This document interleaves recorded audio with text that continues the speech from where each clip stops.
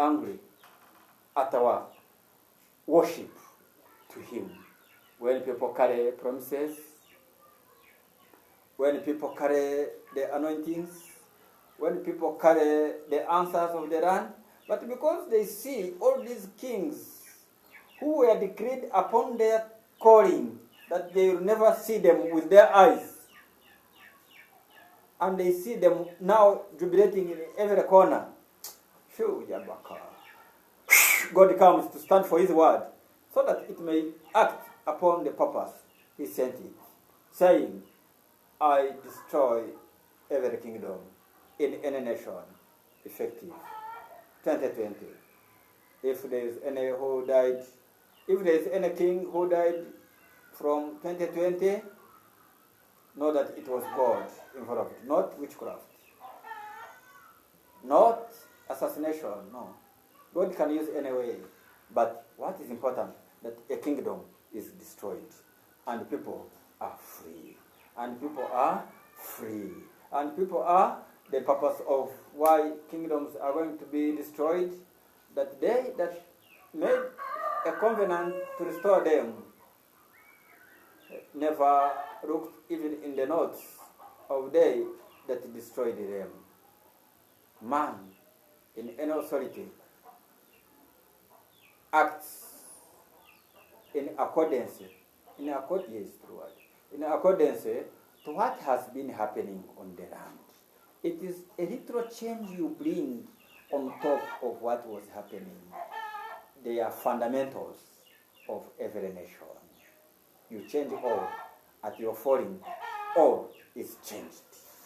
May God, with his changing hand, changing me and changing you, we have come with broken hearts. These are ancient things that cannot act in this new season of glory of God. If you have ever seen God cry upon a land, you will know that he is not discussing, but answering people to prepare for the falling of kings in Uganda.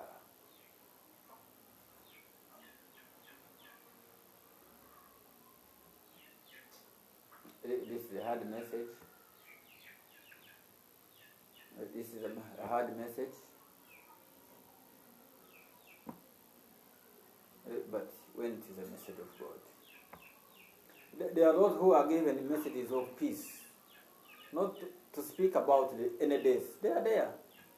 Pastors are there who can speak that the Kabaka of Uganda will live for another 100 years, when he knows he cannot reach even 50. So, there are those who will say, we cancel even this one child who was denied the heirship by the king's orders. But when he's an image of the hair being broken, not by nose, but by the neck of God. Those who are spiritual pray that this neck of God doesn't affect the economy.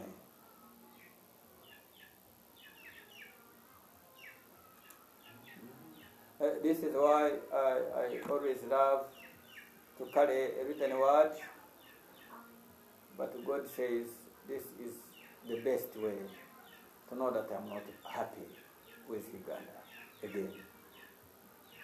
Then when God speaks such a word, you don't go and sleep. Know that Moses is also not sleeping. God said, November determines the success you can acquire in the coming years ahead. Have we prayed ever in November and received an answer? Expect an answer. For I know my word is always the same, but it comes acting on how man perceives it. Pastor, I thank you for this answer, for putting a gap that we can speak about Uganda receiving a prayer of peace. This is the prayer of peace, nothing else. Only two prophecies I have said. Rockers coming back to Uganda. Don't pray in these 3 months. From these 3 months, expect anything. By May, if they are not here, let other prophets pray or declare that there are no rockers past June in any nation in Africa. Father, we thank you for saving them and a danger. Then the second message was that God is coming to destroy every kingdom fashioned by any man. This is his word. That fashions of man will never stand in his presence. This is his presence. How does it happen that kings shall fall? Not by sickness. Man is seeing today, but by a wind God will send at a time of call. What does it mean? Him who is sick today is not going to die. He will die at the time of his kingdom when God has visited it. But now, saved. To arrange the land. But if you say it is for boosting, we shall see another Namibia, Uganda slogan on this land. Father, we thank you for your presence in your word. I said, Usoga, Toro, Uganda, and in northern Uganda, I don't know, they are God, the SARS.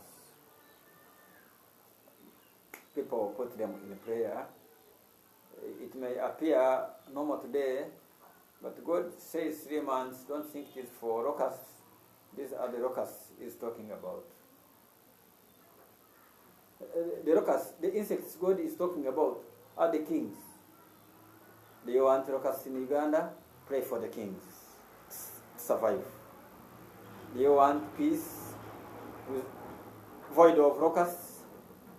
Allow God to manifest in his power and become a king in your land. Simple prayer. May peace remain a common ally